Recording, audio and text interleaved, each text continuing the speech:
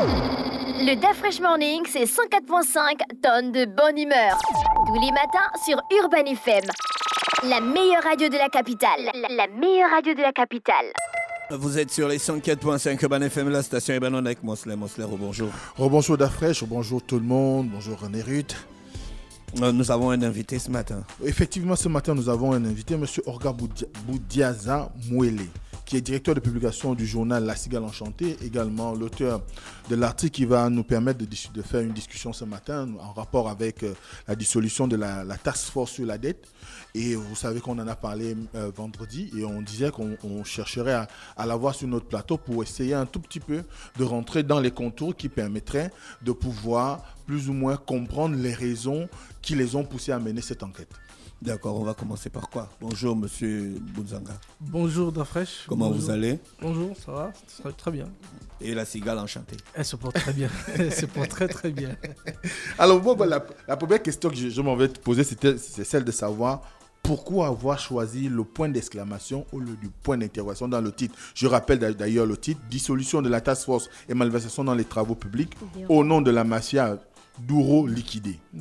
Pourquoi le point d'exclamation? Mais déjà, c'est parce que c'est une affaire assez grave. Donc, le point d'exclamation, c'est pour marquer l'étonnement de ce qui se passe à travers la dissolution de la task force. Il faut rappeler que la task force a été mise en place par le président de la République pour auditer en quelque sorte la dette intérieure du Gabon, notamment la dette des entreprises, des secteurs BTP et d'autres entreprises. Voilà. En tout cas, toutes celles qui ont soumissionné pour les marchés publics. Et ces entreprises, pour la plupart, ont été auditées par la task force. Et la task force a rendu public des premiers résultats où elle a déclaré publiquement qu'elle avait démantelé près de 240 milliards de francs CFA. C'est-à-dire qu'il y a eu 241 milliards de francs CFA de dettes fictives. Vous vous rendez compte? Et quelques mois après, l'on découvre, quelques années après, c'est-à-dire après environ 2 ans de travail effectué par la task force, on découvre comme ça que la task force est dissoute et que les résultats de cette task force est même désormais remis en cause par certaines autorités du même régime. Et là, on s'étonne, on se demande, mais comment une entité qui a été félicitée il y a quelques mois, et je rappelle au passage que M. Duro a même été décoré par les plus hautes autorités le 17 août dernier pour le travail qu'il avait effectué, et on se rend compte après cela qu'il y a eu des problèmes, que la task force n'a pas fait son travail correctement. Pire, et c'est là où on tombe des nues, le communiqué rendu public par le secrétaire général de la présidence de la République, M. Yves Thiel, indique que la task force se serait rendue coupable d'actes blâmables.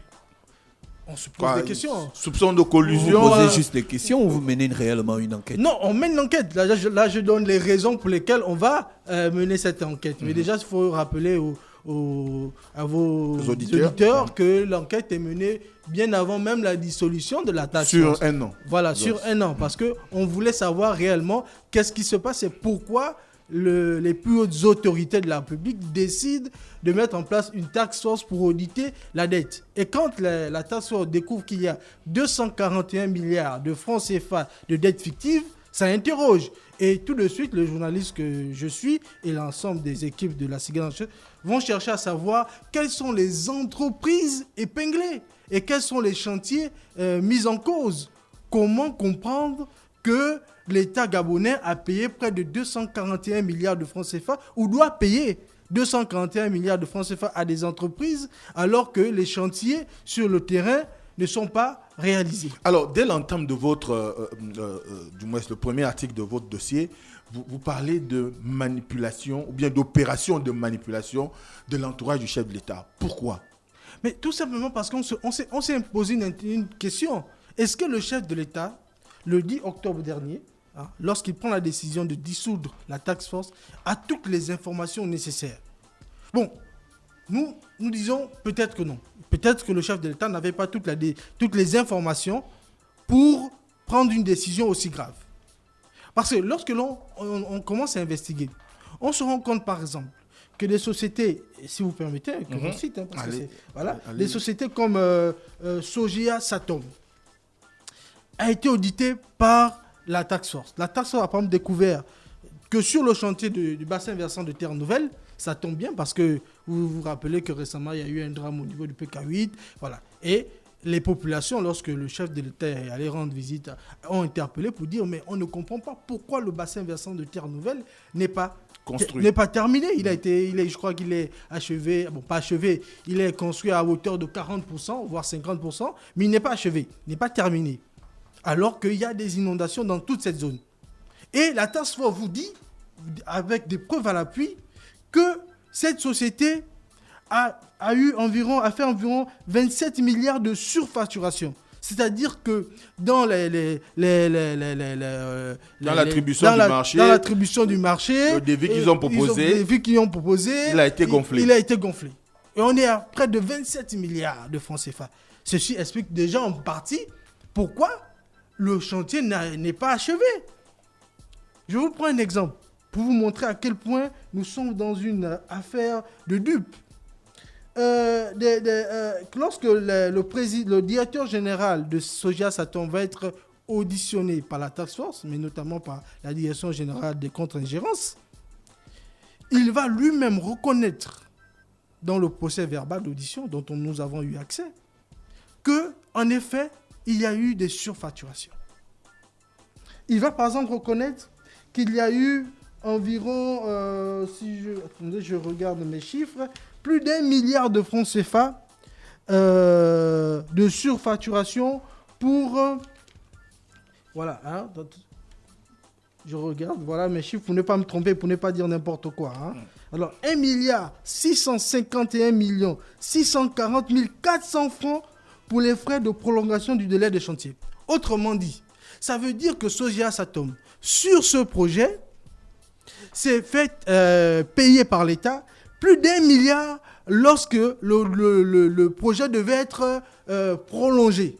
Vous voyez ? C'est-à-dire que lorsque Est-ce que c'est une opération normale ou bien est-ce que ce n'est pas quand même aussi dans l'intérêt de l'entreprise de prévoir cela pour éviter qu'il y ait peut-être, on va dire, des manquements à ces obligations? Non, parce que justement, c'est un contrat signé entre l'État gabonais,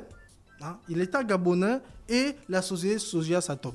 Il faut rappeler que ce projet est financé par la Banque islamique de développement. Donc c'est un projet, c'est l'État gabonais qui emprunte auprès de la BID et va appeler la société Soja pour dire réalisez-nous le projet. Donc il y a un contrat qui est signé entre les deux entités. Et dans ce contrat, il est nullement indiqué que s'il y a des retards sur le projet, c'est-à-dire ce qu'ils appellent les délais de prolongation, l'État gabonais doit dépenser en plus. Et tenez-vous bien, monsieur le directeur de Soja Satom, monsieur Virgile Denis, va reconnaître qu'en effet, c'est une surfacturation. C'est une surfacturation et que cet élément n'était pas prévu dans le contrat signé avec l'État gabonais. Donc, vous vous rendez compte que l'État gabonais va dépenser, par exemple, pour cette rubrique, 1 milliard 640 millions de francs CFA sur une rubrique qui n'est même pas prévue dans le contrat. Donc, vous, à la Cigale Enchantée, vous avez trouvé que l'initiative de la Task Force était une très belle initiative à louer. Oui. Et votre étonnement vient du fait que ça soit dissous. Est-ce que vous avez mené les enquêtes sur les raisons de cette dissolution? Évidemment, on a mené les enquêtes sur les raisons de cette dissolution. Lorsque on prolonge, on se rend compte qu'il y a dans notre pays une sorte de lobby des BTP et notamment des sociétés françaises installées au Gabon.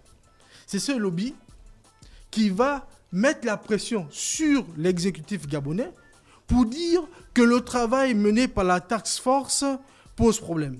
Tenez-vous bien, nous avons eu accès, nous avons pu obtenir une lettre écrite par le président de la société Soja Satom au Premier ministre, où dans cette correspondance, le président de Soja Satom, qui réside en France, monsieur Jean-Michel Guelot, va demander au Premier ministre gabonais de procéder au limogeage de monsieur Pierre Dureau.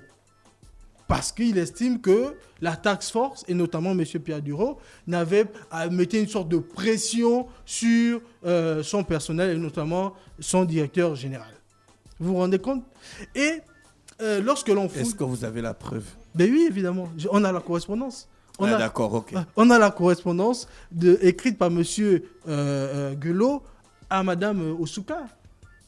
C'est une aberration. Est-ce que vous vous rendez compte qu'un responsable de société va faire du trafic d'influence auprès des autorités gabonaises pour demander non seulement le limogeage de M. Duro, mais en plus quasiment la dissolution de la task force? Est-ce que ce sont les raisons qui vont faire que le 29 septembre, déjà, Pierre Duro de lui-même sollicite auprès du chef de l'État le départ de sa fonction? Oui,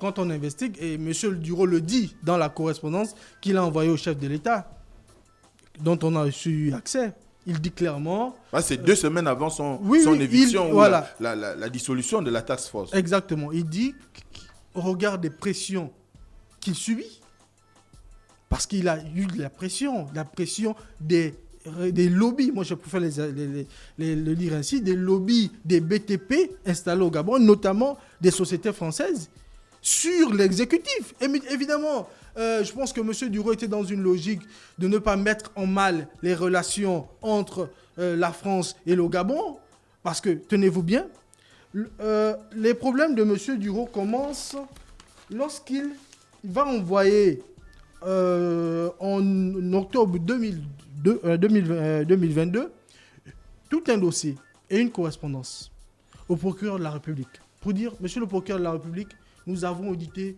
des entreprises, plusieurs entreprises françaises, et il y a des soupçons de malversation sur plusieurs chantiers. Alors, il y a quand même 2 choses qui se dégagent de cette transmission d'un certain nombre de dossiers au niveau du cabinet du procureur de la République.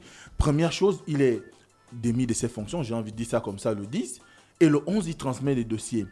Hasard de calendrier, ou bien ils avaient déjà vent, ou il y avait déjà vent de ce qu'il y aura cette transmission de dossiers et qu'il fallait chercher le moyen d'anticiper l'action? Ça peut être ça. On n'est pas dans les secrets de Dieu à ce niveau, mais toujours est-il que nous on s'en tient aux faits. Les faits, c'est qu'est-ce qui est dit dans le courrier de M. Duro au procureur de la République. Lui, il dit clairement, la taxe aurait été mise en place, nous avons fait notre travail, nous avons audité les entreprises, et il y a des éléments qui démontrent qu'il y a eu des surfacturations. La compétence de la task force n'est pas de déclencher des poursuites judiciaires à l'encontre des entreprises. Elle s'arrête à l'audit, à l'investigation. Et après, elle transmet au procureur de la République. Le procureur de la République a la responsabilité d'enclencher des poursuites judiciaires à l'encontre des sociétés au regard des éléments envoyés par la task force. Alors, qu'est-ce qui justifie aujourd'hui? Parce que lorsqu'on parcourt votre dossier, on se rend bien compte, je n'ai pas envie de dire vous vous plaignez, mais vous mettez à l'index ou vous soulignez le fait qu'aucune entreprise française jusqu'à ce jour n'a fait l'objet de poursuites judiciaires. Comment cela est possible? Ou bien qu'est-ce qui bloque? Qu'est-ce qui empêche la justice gabonaise d'enclencher réellement des opérations? On sait par exemple que Colas avait été épinglé et ils ont décidé de compenser en goudronnant un certain nombre d'artères de Libreville.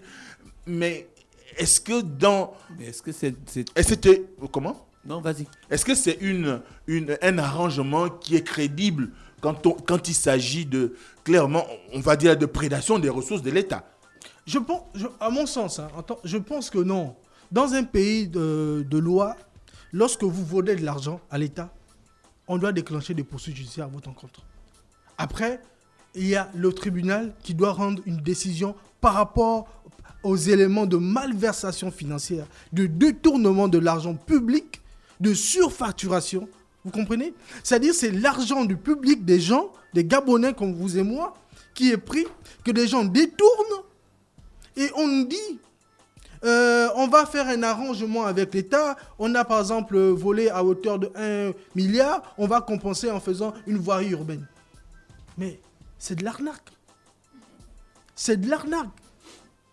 Vous avez volé l'État. Une action judiciaire doit être déclenchée. Le tribunal qui a compétence doit établir si en vérité... Parce que dans tout cela, on peut penser, on peut imaginer que dans l'audit, il peut y avoir des problèmes, il peut avoir on ne dit pas que la personne est forcément coupable déjà, mais il y a l'audit, et après il y a l'action judiciaire, et l'action judiciaire doit établir si la société incriminée est réellement coupable de ce qui lui est reproché. Ça, c'est la logique. Or, ce qu'on nous dit, ce qu'on veut nous faire croire, c'est que oui, la société a volé de l'argent à l'État gabonais, mais elle reconnaît elle-même le vol. Elle dit, bon, pour rembourser, je vais goudronner telle ruelle de Libreville. C'est de l'arnaque. C'est de l'arnaque. Parce que ces sociétés, permettez-moi le terme, ont volé l'État, ont volé de l'argent public et par conséquent doivent être poursuivis. Est-ce que c'est toujours dans le cadre du trafic d'influence que vous dénoncez que ces actions judiciaires-là ne sont pas enclenchées? Justement, c'est là où ça pose problème. Et c'est là où on a l'impression qu'il y a des lobbies qui mettent la pression sur l'exécutif, je dis bien sur l'exécutif gabonais, pour que les actions judiciaires ne soient pas enclenchées contre elles. Et je vous ai dit, d'ailleurs dans notre dossier d'investigation, nous avons ressorti des phrases, des paragraphes de la lettre envoyée par M. Guelot au Premier ministre Osouka, où il demande carrément que M. Duro soit démis de ses fonctions. Est-ce que les entreprises françaises, pour ne parler que d'elles, lorsqu'on a nommé M. Duro, avait cru que peut-être ces derniers, étant lui-même de nationalité française, allaient faire montre de complaisance et qu'à la fin, il se trouve qu'il s'est mis au service réellement de l'État gabonais. Est-ce que c'est ce qui a peut-être frustré ces derniers et enclenché ce type d'opération que vous dénoncez? C'est exactement ça. Là, vous êtes totalement dans le vrai. C'est-à-dire, les entreprises françaises se sont dit au départ, écoutez, c'est M. Duro, c'est un compatriote français. Il va avoir dans son travail de la complaisance à l'égard de ses compatriotes. Or, M. Duro, et parce qu'il faut rappeler que la task force n'était pas seulement une affaire de M. Duro, sinon on est en train de focaliser sur un individu. La task force, c'est un ensemble de responsables de l'administration publique qui étaient présents dans cette organisation. Vous avez par exemple un subjuge du procureur de la République qui était là. Vous avez par exemple des responsables du ministère des Travaux publics qui étaient présents. Vous avez des responsables de l'agence... attendez, je regarde, mais voilà, le décret. Voilà, vous avez un expert des BTP qui était là parce qu'il devait aussi regarder si ce qui était dit était conforme. Voilà. Vous avez les responsables des impôts, vous avez les responsables de la douane. Donc, c'est les représentants de l'administration publique qui étaient représentés au sein de la task force. Et cet ensemble d'individus, de responsables, avaient la mission d'auditer. Ça veut dire que chacun, avec son niveau de compétence, avec son expertise, pouvait déceler si, dans la conduite du chantier d'une entreprise, il y a eu des problèmes. Et c'est ce qui a été fait. Parce que quand cette entité arrive à démanteler le fait qu'il y a eu 241 milliards de dettes fictives, ça veut dire que l'État devait payer à des entreprises une dette alors que les... De l'argent qui n'existe... Une dette qui n'existait pas. Qui n'existe nulle part. Et lorsque ils ont investigué, ils se sont rendus compte de cela. À partir de ce moment, M. Duro et l'ensemble des responsables de l'administration publique, il y a eu une sorte de cabale médiatique contre ces personnes. On les a présentées comme des personnes qui empêchaient l'exécution des projets dont tenait à cœur le chef de l'État. C'est-à-dire, on a convaincu l'entourage du chef de l'État que si les chantiers n'avancent pas, c'est parce que la task force bloque en amont. Mais la task force était dans une logique de comprendre pourquoi les chantiers n'avancent pas. J'ai pris par exemple le chantier de Terre Nouvelle. Il y a un autre chantier, le marché de Franceville. Là-bas aussi, c'est des malversations. Le marché central de Franceville. Le marché central de Franceville. Mais monsieur Mouélé, nous, comme cela dit, votre article avec le point d'exclamation présente un étonnement. Alors que les gens, ils veulent les conclusions, ils veulent savoir clairement Il compte sur votre investigation pour avoir des résultats clairs et nets. Donc vous allez continuer l'enquête? Oui, tout à fait. Oui, c'est une enquête que l'on va continuer. Dans le prochain numéro, nous sommes en train de revenir parce que c'est l'actualité. Il y a eu des drames au niveau du PK8. Voilà, des gens sont morts. Il faut savoir, il faut comprendre, il faut expliquer aux gens pourquoi jusqu'à présent le chantier du bassin versant de Terre Nouvelle n'est pas livré, alors que ce bassin versant est indispensable pour l'évacuation des eaux dans cette zone. Voilà, et là on est en train de travailler pour comprendre pourquoi le bassin n'est pas versé, qu'est-ce qui s'est passé. Mais là déjà on a pu établir que sur ce chantier, il y a eu au moins 27 milliards de francs CFA de surfacturation. Il y a quand même 2 responsables que vous citez, du moins sur lesquels vous vous focalisez dans votre dossier. L'ambassadeur de France, M. Alexine Lamec, et Léon Armel Boudjanga.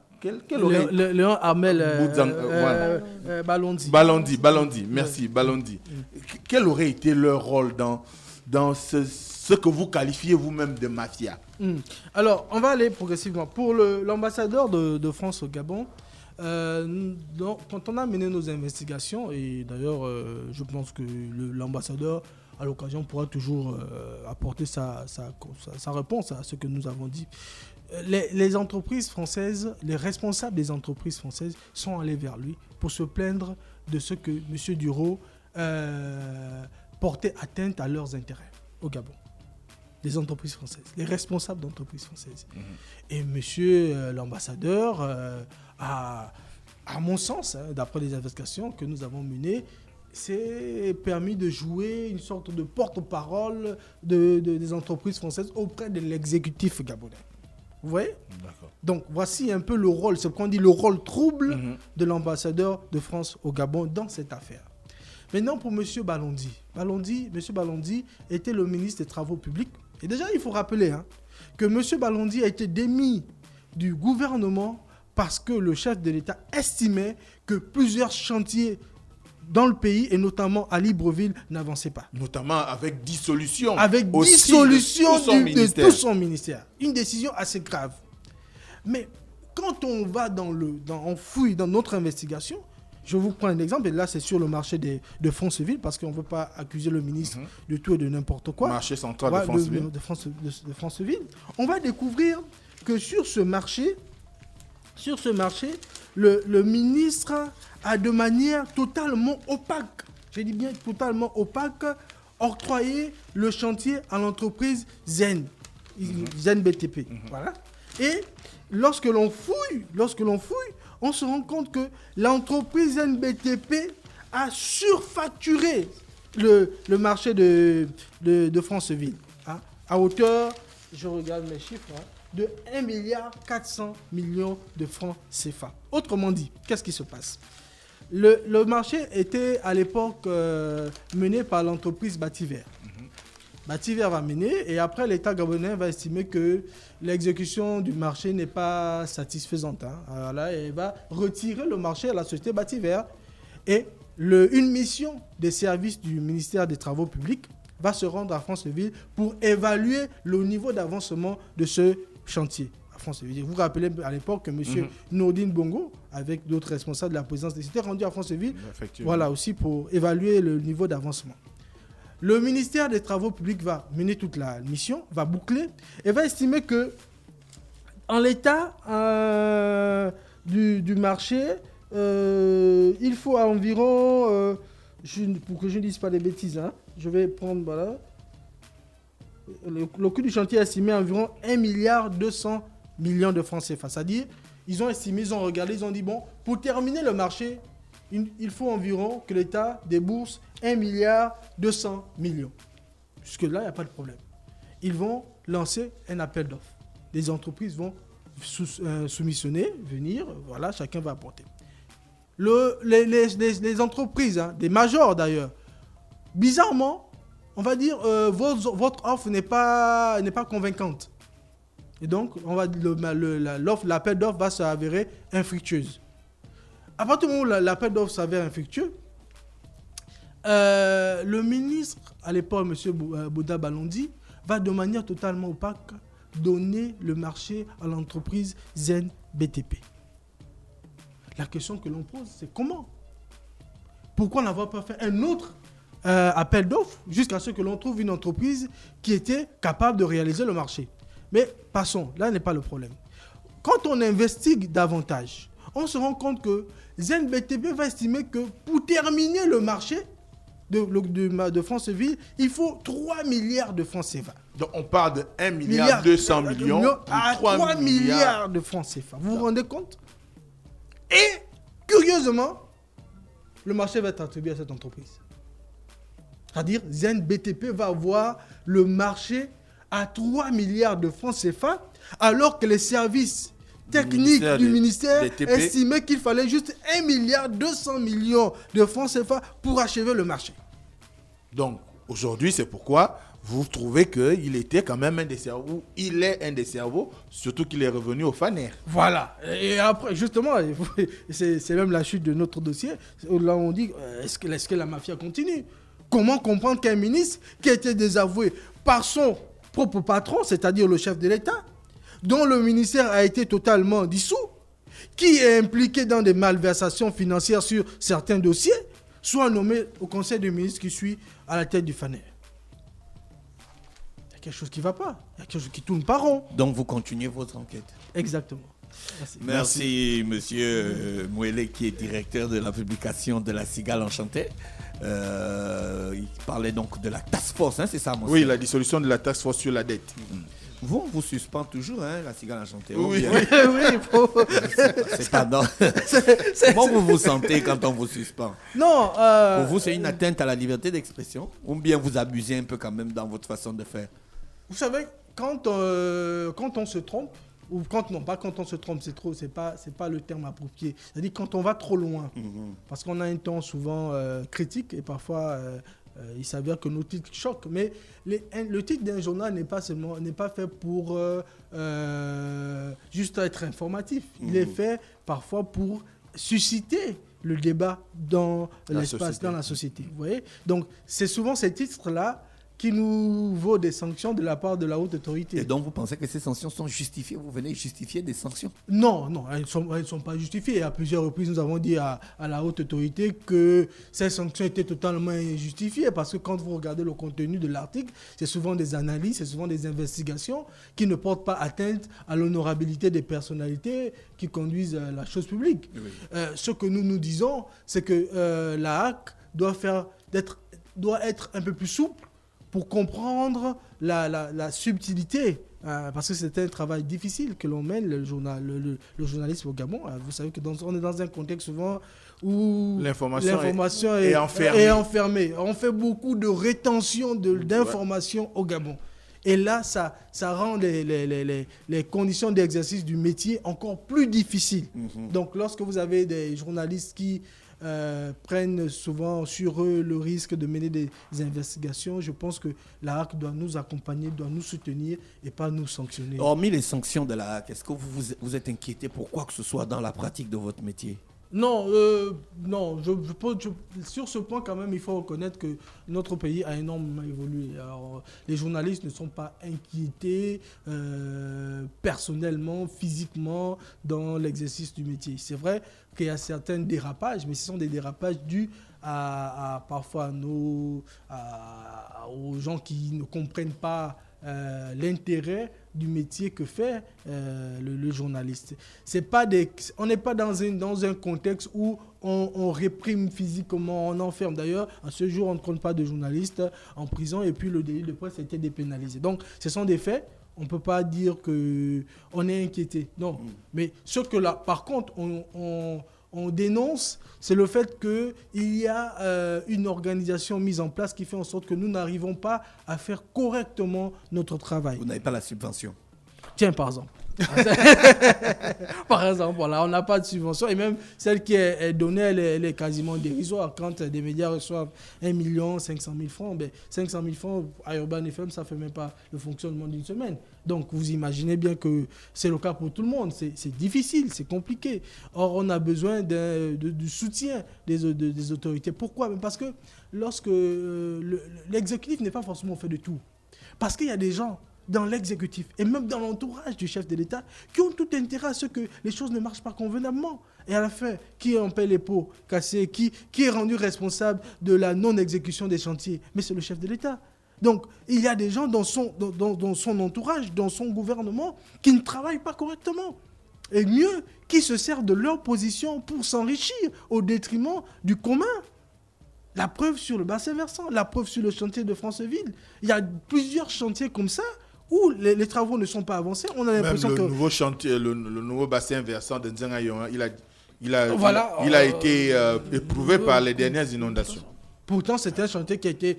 Et là, si l'on mène une investigation sérieuse, on va découvrir qu'il y a eu beaucoup de malfaçons, de surfacturation dans cette affaire. Donc, il faut que les journalistes travaillent librement, il faut qu'ils soient soutenus pour qu'il y ait une sorte de manifestation de la vérité et pour que l'exécutif puisse prendre des décisions en connaissance de cause. Merci, monsieur Mouélé Orca, qui est avec nous ce matin sur les 104.5 Urban FM dans le cadre de la rubrique de Urban Mosley. On se retrouve mercredi. Demain, c'est le premier jour du mois de novembre, ce qui est toujours un jour férié. C'est ça, non? Oui, effectivement, c'est la Toussaint. La fonction publique a dit que c'est férié. Non, c'est seulement le soir qu'il y aura une communication. Depuis vendredi. Depuis vendredi. Voilà. D'accord, on reste connecté sur les 104.5. On a déjà des traditions. On vous souhaite de passer une bonne fête de la Toussaint. C'est ça, la fête de la Toussaint? Oui, c'est la fête de la D'accord, Toussaint. restez connectés. Voici l'horoscope des auditeurs. Le Fresh Morning, c'est 104.5 tonnes de bonne humeur. Tous les matins sur Urban FM. La meilleure radio de la capitale. La meilleure radio de la capitale.